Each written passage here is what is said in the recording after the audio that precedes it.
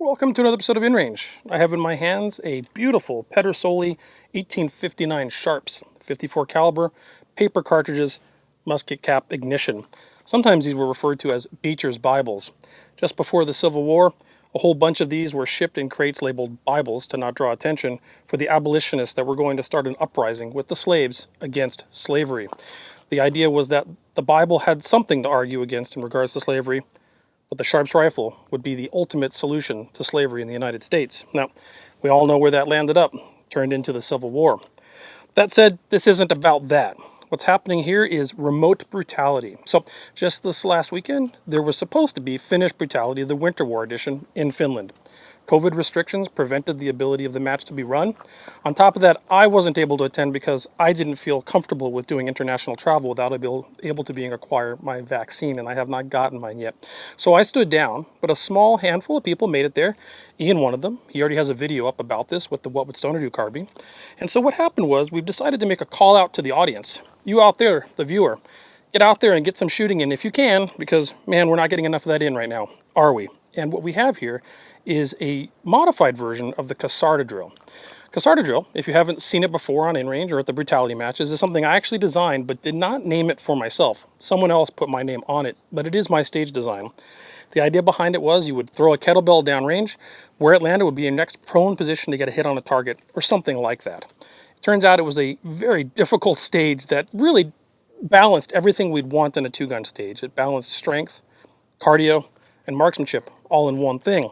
So the version that was designed for Finnish Brutality, the Winter War, was different, and we're now calling it the Cassarda Drill Universal. And the idea behind this is that, for the most part, many of you out there can set up this stage and run it yourself, and that's what we're calling for you to do. And it's the reason I'm using an 1859 Sharps. So Ian did his run with a What Would Stoner Do carbine, but I'm doing with this because the idea behind this isn't necessarily to have the best score, although a score is a great thing. The idea behind this is to take any gun you want out there in the field, if you can set it up, and to shoot this stage and then post your run to Instagram, Facebook, etc., and tag with the tags below in this video. And there'll be essentially a raffle run, not based on score, but just your participation by Varusteleka, and they will ultimately pick someone to get some free swag, which is pretty cool. Even if you don't get the free swag, just go out and do it. It's a fun drill. It's really good. It's good to get outside and to fire your guns. So here's how this works. You have a target downrange at about 50 yards or 50 meters. It could be as large as a full-size IDPA or IPSC steel target or smaller. Up to you if you want to make it harder. You have a kettlebell of 45 pounds or 20 kilograms. So it could be a rock that weighs 45 pounds, but a kettlebell is the best solution. You start on one end of the bay, and there's 15 yards between two fault lines. Fault line on the left, fault line on the right. At the buzzer, go prone, get one hit on the steel target. Once you get that hit, leave your rifle on the ground, stand up, pick up the weight, probably a kettlebell, and throw it towards the other fault line. Underhand by you. You must throw underhand for safety reasons. Throw it underhand towards the other position. Once where the kettlebell falls, you go to the kettlebell, go prone, get one hit on the target. Stand up, throw the kettlebell. Once the kettlebell passes the other fault line and you get a hit, and you get one bonus. Here's the thing. You do this for a full 180 seconds, 3 minutes. The idea behind this is you don't stop. You just keep going for 3 minutes. Doesn't sound like much. I'm going to tell you, even after the first minute, this is a brutal exercise, not only on you as an individual, your gear, your marksmanship, your cardio, and your strength. So to prove to you out in the audience that you should just use whatever you want and get out there and do it, here we are with a paper cartridge 1859 Sharps. So here's the breech end of the Sharps rifle. Here's how this works. Cock the hammer, drop the breech block. At that point, you can see into the chamber. Now, as I said, I created these cartridges. All of these are handmade. These bullets are actually molded by me, lubed by me. These tubes are created by me. And that little rear there is actually coffee filter. None of this is nitrided. You don't actually need it to be. As long as you use a coffee filter for the rear, you should get decent ignition. But as you'll see when I drop this into the breech, it's exactly flush so that it doesn't cut when I close it. Not very much, a little tiny bit, that's not a problem. At that point, you have a consistent powder charge, which is what the Berdan sharpshooters did for accuracy. It also makes it easier to load, in my opinion. At that point, you dig into your pouch, get a musket cap, put it onto the cone, and you're ready to shoot. Once you've fired, pull the fired musket cap off, open the breech, and then you're ready to chamber another paper cartridge. So obviously this smock is not period correct to the Civil War, nor is the hat. The sling is though, and all the accessories I'm using to shoot the rifle are. This is where my musket caps are. Pretty ingenious design. There's a little leather flap, and then there's cotton here that keeps the musket caps from falling out under, movement. Those are your primers. And then this holds 20 paper cartridges, which should be more than enough for 3 minutes of this torture. So the match director out here decided to make this a little harder on us today, and instead of using a full-size IDP or IPSC steel target, he went hard mode and put a mini IPSC, a little tiny one. Now, granted, it's only at 50 meters, but it was a much smaller target. In fact, it's about 1/3 the size of a full-size IPSC or IDPA target. All right, are you ready? Yeah, stand by.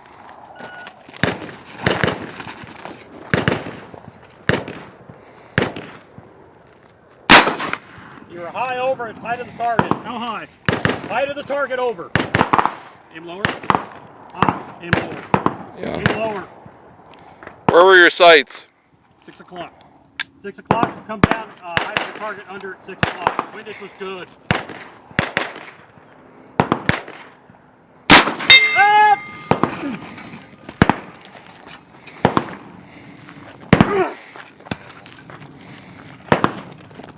It's strange how the first throw is always the best throw. Yeah, well, there's a reason for that.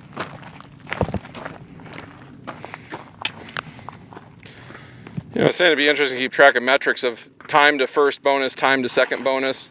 See how much it spreads out. It's basically right around the 40-second mark. 40 to 60 seconds. Help! It's the people who are getting the second bonus at the 90-second mark that are in really good shape. They're the ones that are closest to getting a fourth hit.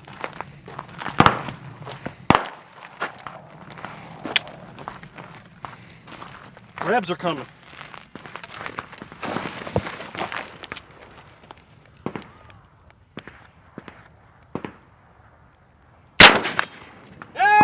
Really? It hit the target. I saw it wiggle. Shit. Less unga next time. Do I have to throw it from there? No. Yep. But I don't have to shoot from there. No.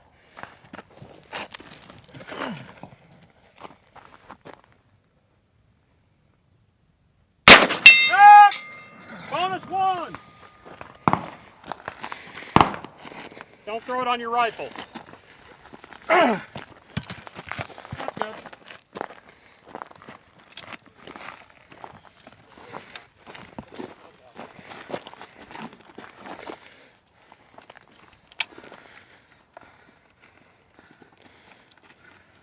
That's good.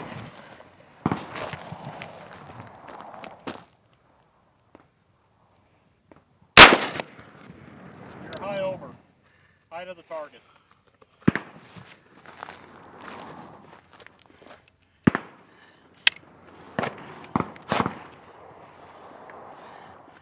Man, could you imagine fighting with this? No, thank you. Well, it's probably better than a ramrod. Yes. You're at 173, Carl. And of course, I brought an 1859 paper cartridge sharps. And as you just saw, I was able to get one bonus, which is pretty cool. I'm surprised I got any, to be completely honest with you. But it really does show you actually pretty effective these Civil War weapons truly were. Paper cartridges, as long as they detonate properly, work very much like metallic cartridges. They're not as durable, but once you fire them, the chamber's empty and you're there to reload again. The speed hit with these isn't loading the paper cartridge. The speed hit is getting that musket cap on the cone. That's where things go slow on this. But more than sufficiently accurate, and I've tested this gun out past 200 yards with no problems whatsoever with these paper cartridges. But again, the point of this is that you go out and do this stage. It doesn't matter if you get 0 bonus, 1 bonus, 5 bonus. I don't think that's possible. I think 4 is the best you're going to get. But it doesn't matter because this is a global call out to all the shooters and viewers and supporters to go out and get a little shooting in with a low round count, very difficult stage that actually does a lot for your skills, your mental fortitude, and your physical abilities.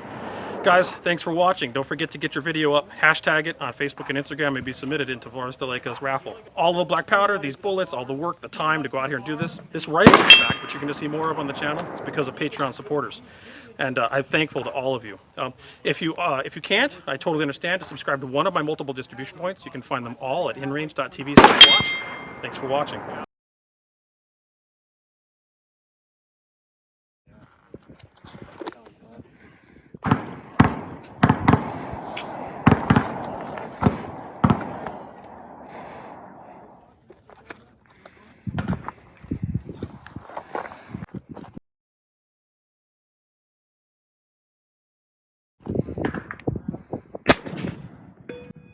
There you go. There it is.